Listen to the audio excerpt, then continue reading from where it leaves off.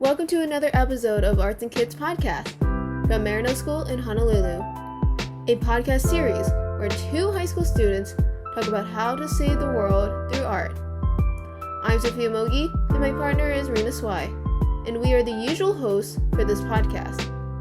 We are both currently juniors at Marino School, and we both have a passion for art.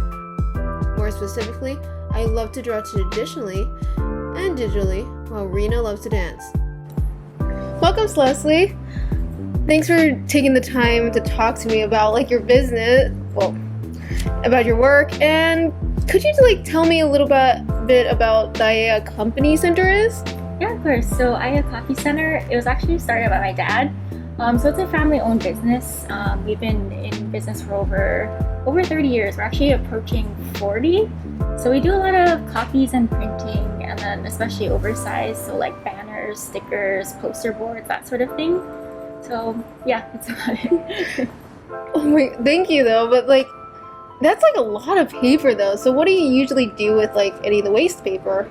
So as of right now, just for security and privacy, most of the time we just have to discard of it, just toss it or kind of shred it just for customers' privacy and security. I guess I wish we could do something else with it, but it would be a big issue in case sensitive information came out. So as of right now, we try to destroy or toss anything that has that sensitive information on it. Yeah, that's totally valid. Yeah. But what kind of orders in general do you get? What's your how big, how small, what's kind of your things? We kind of do a big range. So we do small orders, copies, printing invitations, business cards, brochures, that sort of thing.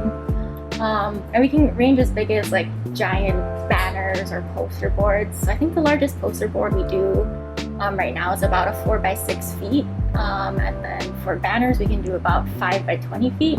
So we kind of do a big range of sizes and quantities.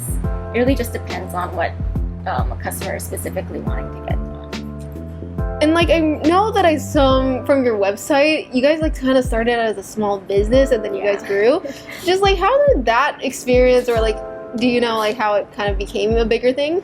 Yeah, so my dad actually started the business. He actually started in this location. He slowly kind of just accrued more square footage here.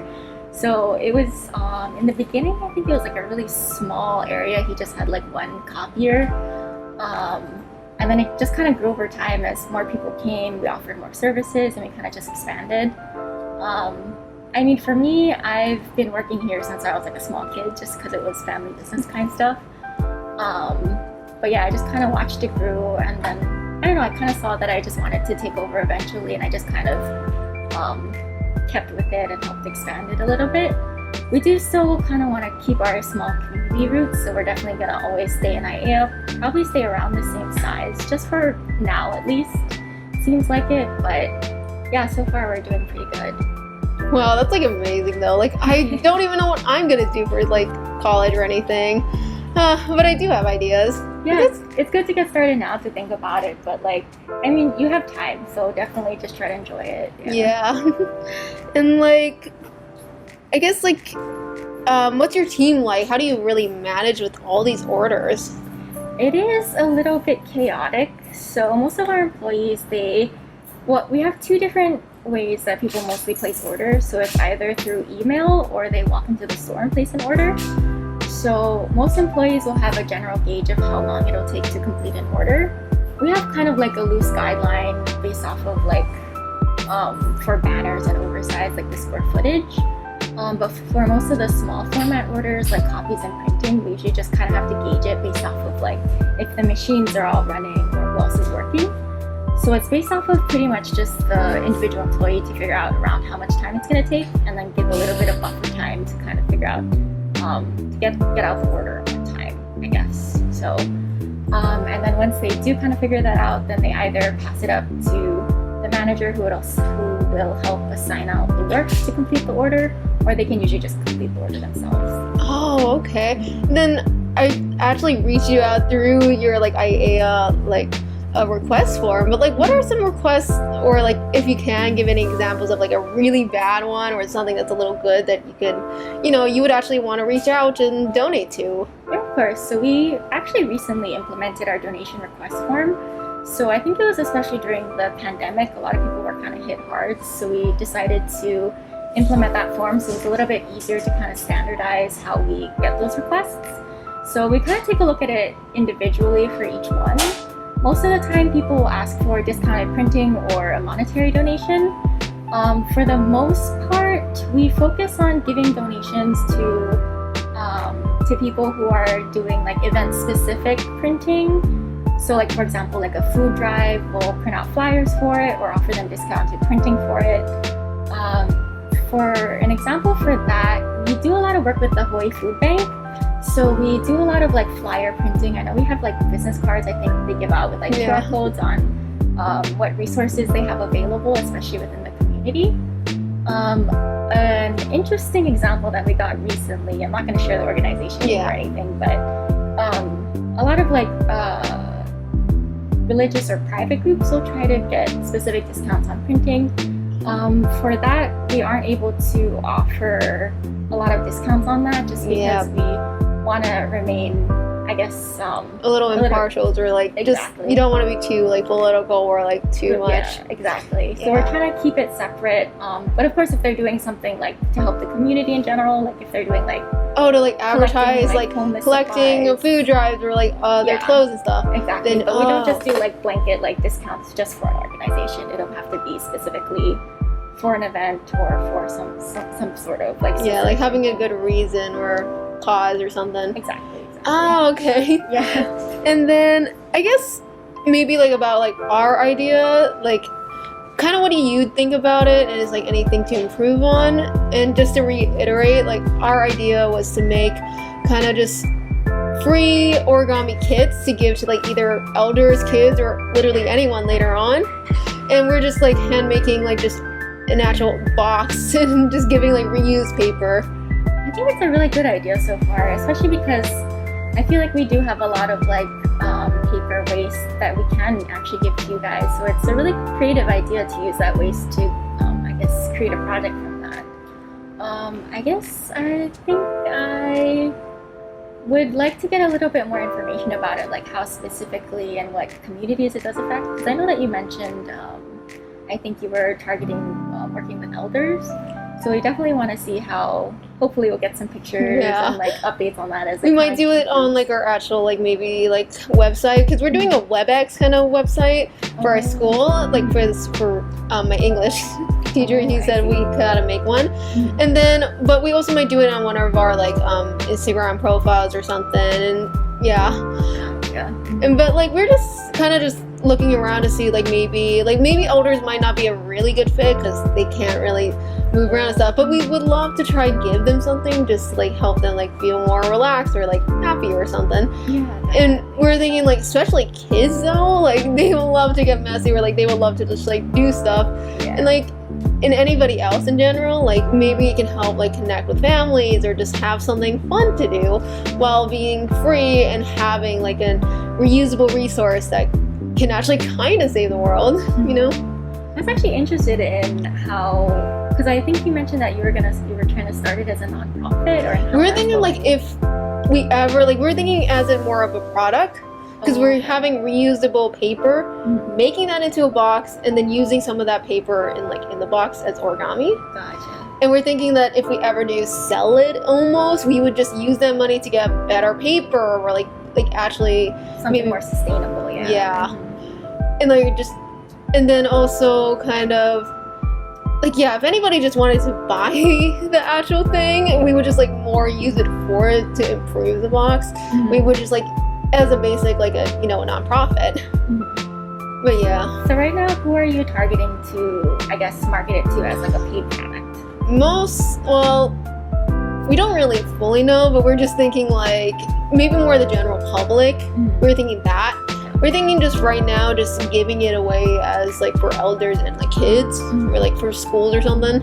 But pretty much those were just the giveaways. But we're thinking if the public, if anybody wanted to more buy it, since it's just like a kind of free thing, or like maybe they're skeptical, or like if they want to donate any money or anything. Gotcha. Have you reached out to any like I guess at your school or any other like elder care homes about what you plan on Yeah, my doing? partner actually like reached out to I think at the hospital that's next to us, like because we're in Marinol side, like around there. So like she actually contacted them, and then they said they were actually kind of good, like they're down with the idea of like getting it. We still gotta figure out like how many we can give and like how many they want, and like After you take inventory of all the paper today. yeah. So that's why we're like, after we get this, we're just gonna try and test it out around like today or like the next week or so. But yeah. And then I guess, how do you think like other companies, maybe particularly like other printing companies, deal with paper waste too? I think for the most part, at least paper companies that are around our size, they probably handle it the same way. Like they mostly just have to toss it. Because I think for the paper that we're giving you guys, it's got a lot of odd shapes. So Yeah. like, we definitely can't use them for other printing projects. So like there's really not much you can do with it other than just toss it or to try to reach out and find other people Yeah. that are doing maybe similar projects like you. So yeah, it's kind of wasteful. I understand that, but I wish there was a better way that it could be I know. recycled or reused. Yeah. Like, have you ever actually gotten in contact like any other people like us almost that like Not have an really, idea? actually. I'm pretty surprised. We've had people reach out for like boxes of like just like the empty boxes or Oh. like blank like oversized material, so like banner material, that sort of thing.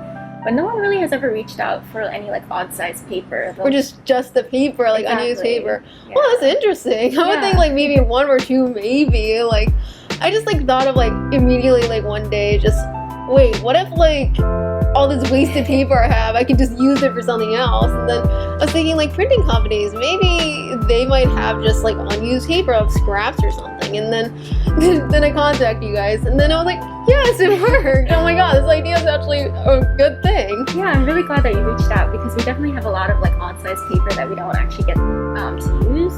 So what we used to do is we actually cut them down into like blank pads and we would just give them away.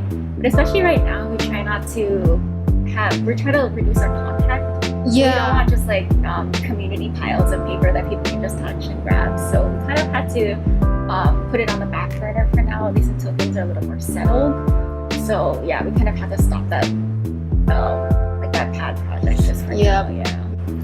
Because we used to give them out, like the pads, we used to give them out to customers, but again, we just had to kind of Yeah. stop during this time. But yeah, hopefully that's something we can re-implement later. Yeah, 'cause we definitely still have them just sitting in the back right now, so it's kind of just sitting there, all of the Like how paper. much though is just sitting there? Because you showed me like a whole entire pile. Yeah. Is there like a lot more? So there's actually a lot more. So Oh, what wow. a lot of printing companies do, they'll have, they're called parent size sheets, so they come in like sheets of like 26 by 40 inches. Oh. So we have to cut them down to like a standard Yep. sheet size, you know, that like standard. And then just 8.5 make by stacks 11. of it. Yeah, so it doesn't come in like exact size a lot of times. So Unless have to if cut you it like down. pre-order like a certain like banner or like a certain type of Yeah. like poster, you know, like a lot of people would have. Yeah, exactly. Oh, So it's like a lot of the time that we have to print larger than the sheet size, the final sheet size.